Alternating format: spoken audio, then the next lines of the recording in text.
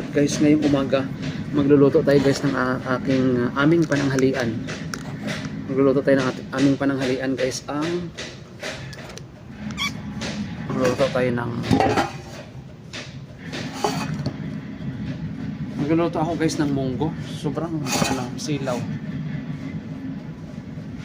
Masilaw talaga. Ewan ko ba't masilaw to. Magluluto ako guys ng munggo ngayong umaga, no? Ang ihalo natin mga alubati dito. Alubati, sobrang silaw talaga guys, masilaw kasi nakaano tayo sa araw.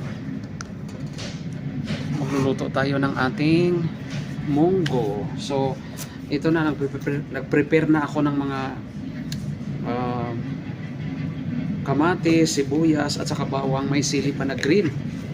Konting sili lang na green lagay natin. And ito guys, ang lalaki ng ang tataba ng mga alugbati. Tingnan niyo. 'Di ba? Tataba ng mga alugbati. Very gusto ko tong alugbati, ihalo talaga guys sa ihalo siya sa munggo. Masarap. So ngayon, anuhin natin 'to. Tatanggalin na natin siya guys. Kasi minsan medyo siya yung matigas. Pero ang sarap kasi ang taba ng mga lugbati nila dito guys. Ang tataba, ang lalaki ng mga dahon. Diba?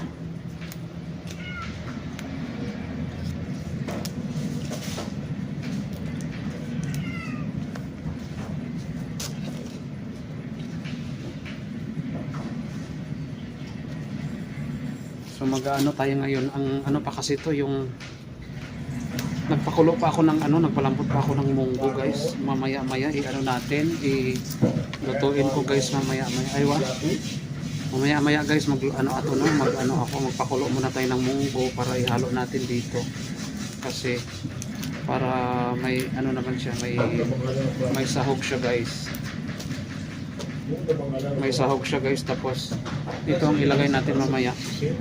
Marami kasi makukulit dito na Marami kasi makukulit dito na mga ibang lahi guys na nakatingin sa mga natin. So hindi natin siya hindi natin siya guys, video, okay? Happy so yeah, pala.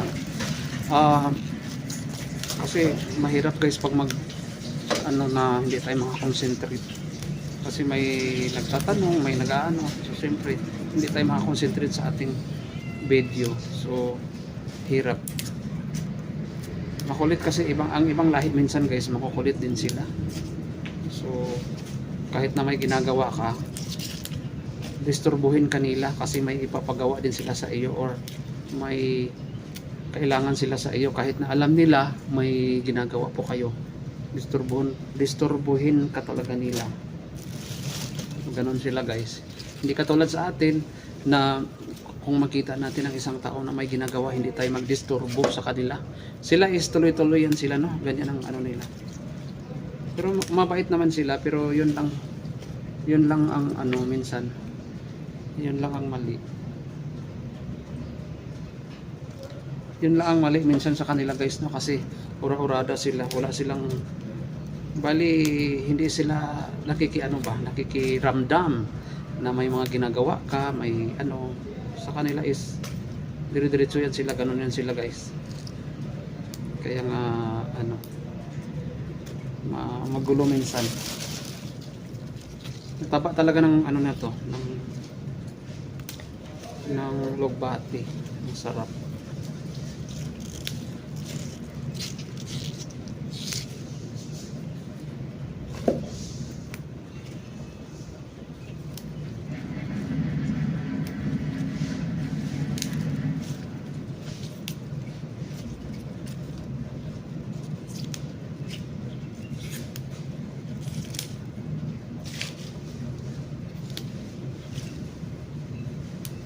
Kasi makulit sila guys, hindi katulad sa atin na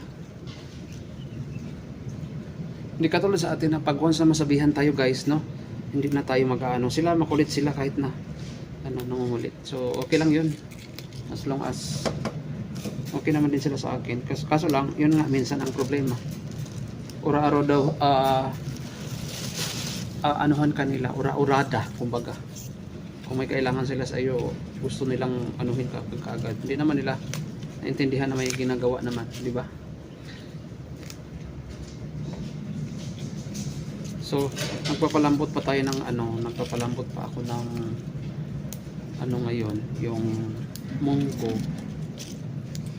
Siguro mga kalahating oras ko na siya pinalambot. Tingnan nyo guys. Yan po. Hindi pa siya matagal pa, matigas pa.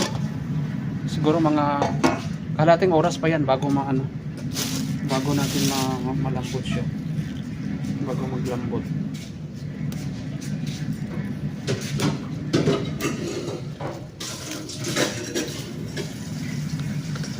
Ngayon muna natin ang maya ulit guys, i-continue ko na lang kasi medyo maingay kasi may nag-iingay dito, tapos may naghuhugas, tapos sobrang lakas ng mga nila sound, so pasensya na po.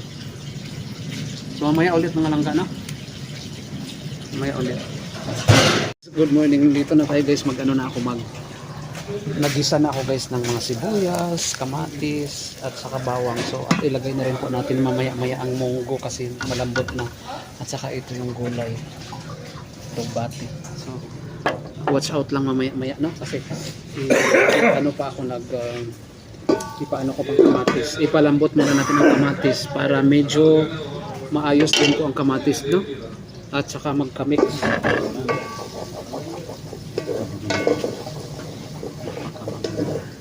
Nag-igib si Tim Bantag ano ko ba? Ando na siya kanina. Nabutan pa nga ako doon, ako ang unang igib doon Yan, inigiban ko yung maliit. May tuyo pa pala dito na ilang piraso. May ilang piraso lang. Tatanong nga sana ako sa tindahan ng dilis. May tuyo dito.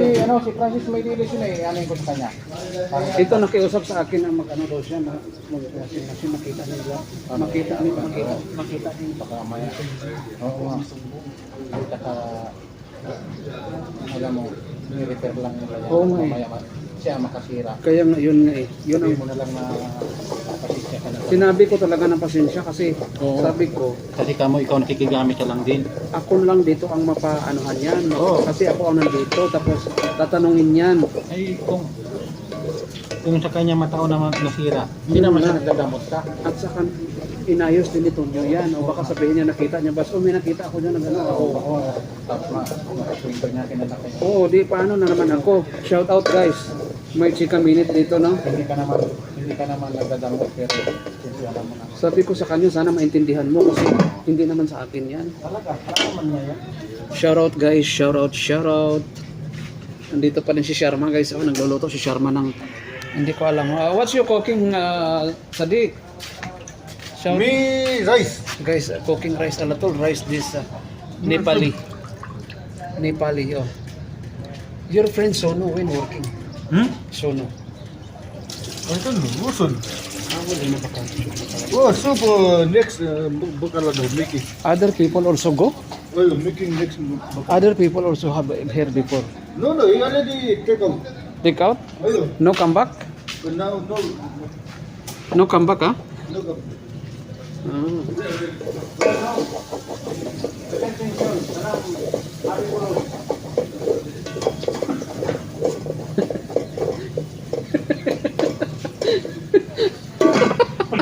Ano sabi niya? Ano sabi niya?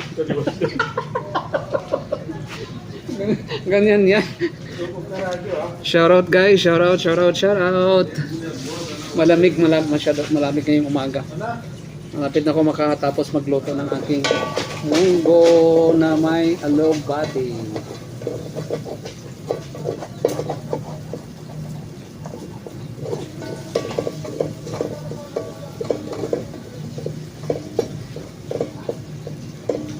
Medyo matigas kasing kamatis, inano ko lang ang kamatis, sinali ko na lang ang kamatis kasi sayang din yung kamatis guys.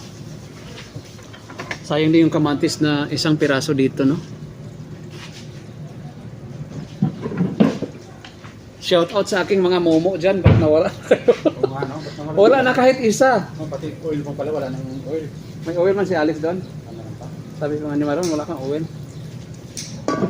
Shout out guys na wala na kaming oil, oh. Oo nga, taghirap na. Taghirap, wala na talagang pambili. Tinan no. Wala na. Wala na talagang pambili, ubos na talaga.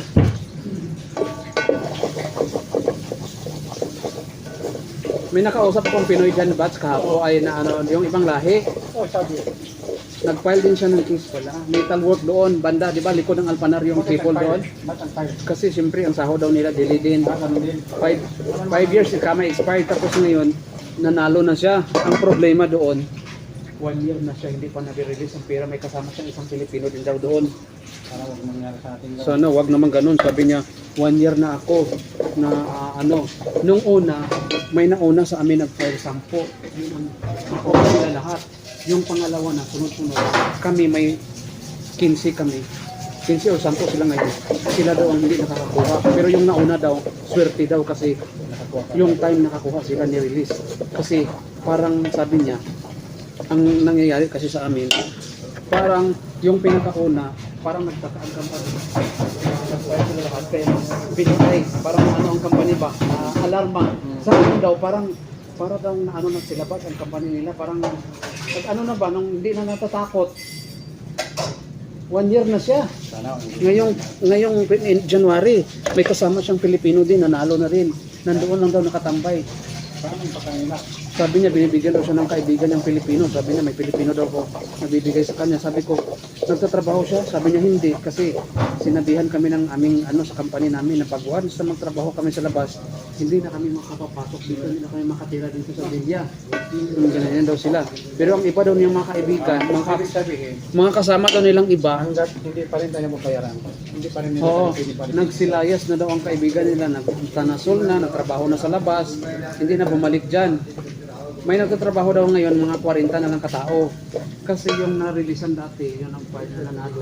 Nagsibalik sa trabaho, yung 10, sabi niya. So, nagtrabaho din sila? Oo, kasi nakuha nilang pira. Oo.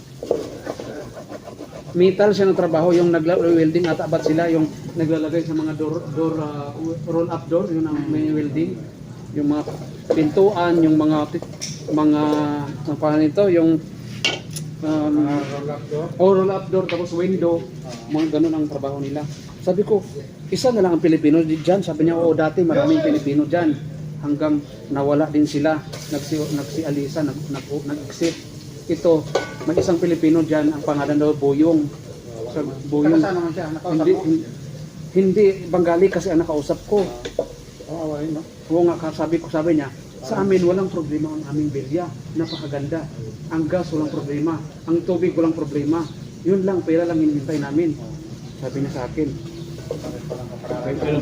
Pero maganda daw ang bilya nila. Sabi ko, ganun ba? Ano mo yung ganda ng bilya ko? Oh, wala ka naman pera.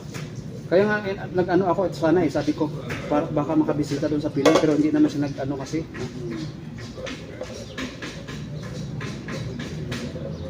Nanalo na daw, 14 years daw ang Pilipino dyan, baka 40,000 daw siguro ang nakukuha or 45. Sa kanya daw 75 kasi Taon na kain. 1 year na yata sila. 1 year na France yung Pilipino dyan na nag-file din ng kaso. Ang naganong ko nga, bakit ang gobyerno nga hindi nag-action dito yung pinakang ano?